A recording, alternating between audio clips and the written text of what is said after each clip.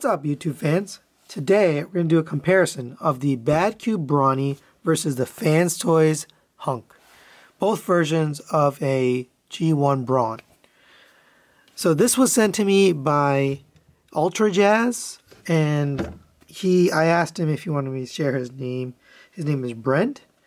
So I really appreciate him sending this to me, and I wouldn't be able to do this comparison without it. So thank you very much. So here they are, and they have very different looks. We're going to talk about everything, all the accessories, all the different features.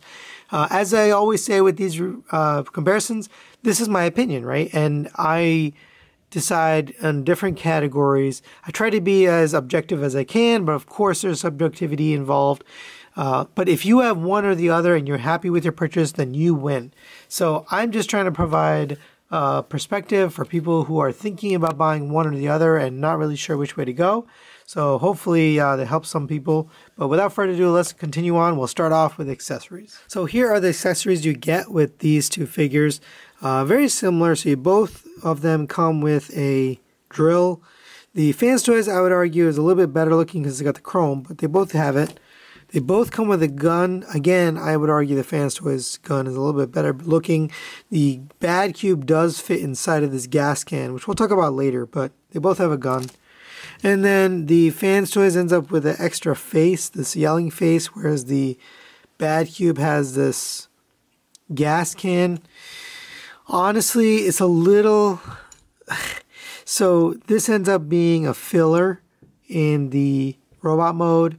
I'll talk about it a little bit later, but because they kind of have basically the same number of accessories, we're going to call it a tie on accessories, just because they both have 3. Next, we're going to talk about the sculpt. So we'll put the G1 cartoon there for you to take a look at. And both have some very good, nods to the G1 cartoon. I think the FansToys takes a little bit of liberties in terms of some of the design. But as you look around... Let's do a quick 360. You'll kind of see that the FansToys definitely nails the sculpt a little bit better. The color wise, I'm not sure. It seems a little bit light. This olive green versus this dark green.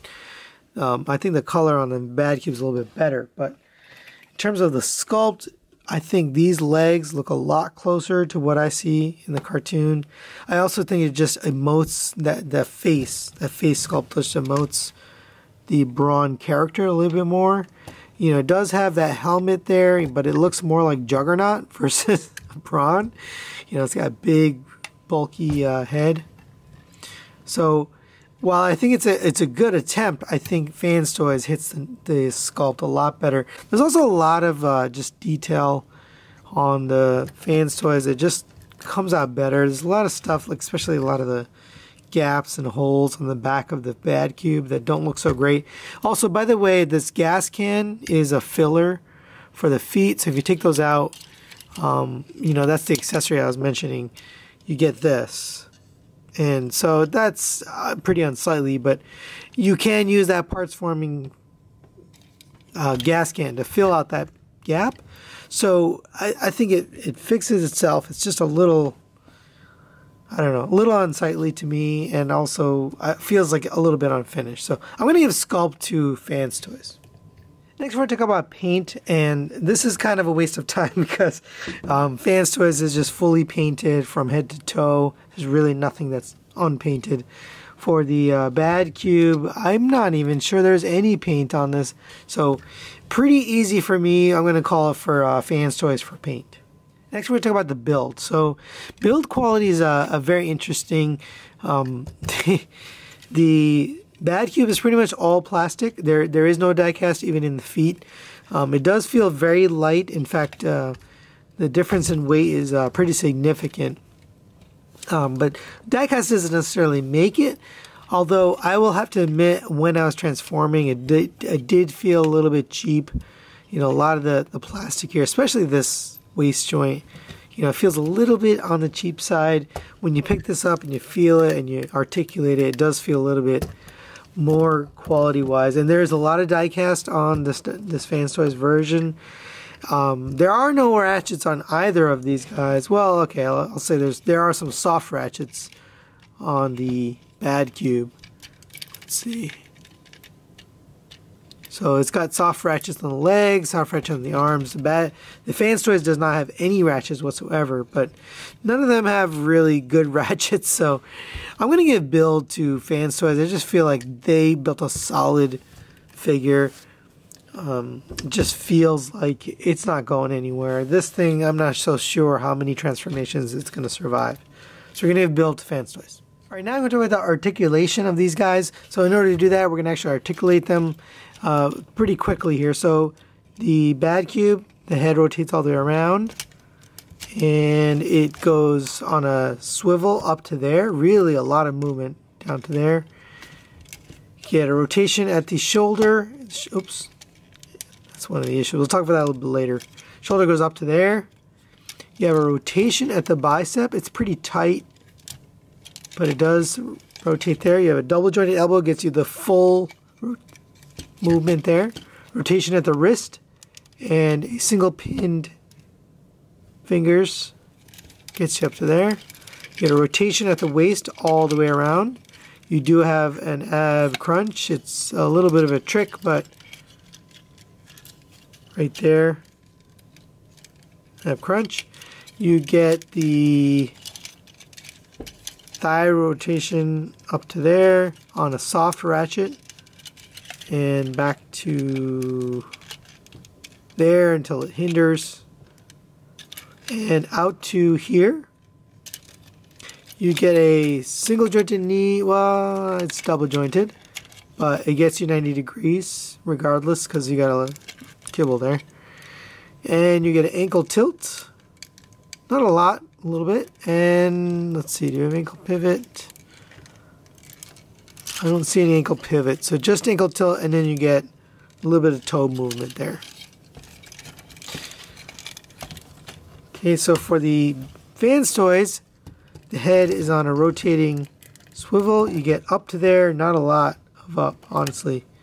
Down to there. That's really it. Get a rotation at the shoulder, gets up to there. Single jointed elbow gets you 90 degrees. Rotation at the wrist. Single pinned hand gets you out to there. Rotation at the waist. You can get a little bit more if you detach the backpack. Legs go up to there. If you detach the hip skirt, you can get it a little bit further, up to there, back to there, and out to there. 90 degree bend at the knee. Again, a little bit more than 90 degrees, but still about the same as the Badcube. You get a little tiny bit of ankle tilt and no ankle pivot. And that's really it. So for me, it's very obvious that the Badcube has way more articulation, especially in the arms and a little bit in the legs, definitely in the head. So we're going to give articulation to Badcube. Next we'll talk about the engineering and the transformation. So the transformation on this Badcube, Badcube is known for some annoying transformations. So is FansToys, but this particular figure is not fun. And I have to say, you know, I had to watch a video, and Ultra Jazz, who sent this to me, he recommended watching Emigo. I watched Emigo. I have to say it's not fun. I didn't enjoy it. There's just a lot of little weird pieces on this, and then the fact that you have this parts forming pieces for the gas can, that's a little weird to me too. But whereas the transformation on this, I actually kind of find it fun. I've memorized it pretty much. It's pretty easy, and I enjoy the transformation on this guy. So I'm going to give transformation to FansToys. I just think they did a better job at making it easier. And just making it fun. When it comes to engineering, I think FansToys takes that too, because if you look at the just consistency and the overall how it turns out once you're transformed, it just seems like the Badcube leaves a lot to be desired, especially with this, all the gaps and stuff back here. And then, by the way, this waist swivel is, or sorry, this ab crunch is a little loose. The fact that you put this parts forming here does feel a little bit like a cheat. But as far as the engineering, we're going to give that to FansToys. Here they are in their alt modes, and I will say the getting here for the Badcube is not very fun, so my score for the transformation I feel is pretty accurate. But here they are, and you can see the color variation, very different, right? The FansToys has got this lighter olive green, whereas the Badcube's got the darker green. We'll put the G1 cartoon here.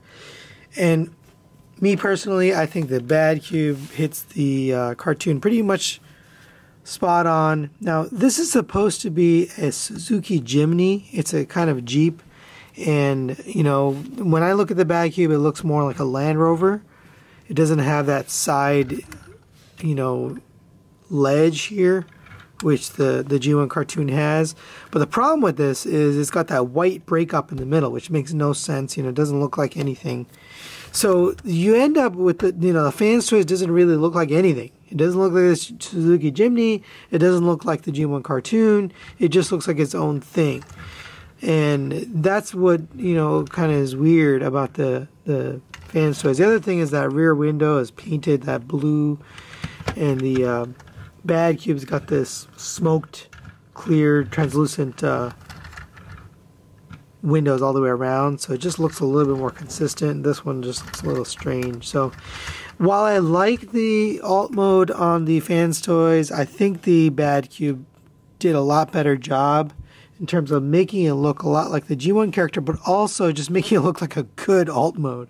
The final factor here is the cost. So at release, I'm talking about MSRP, the Badcube Brawny was $80.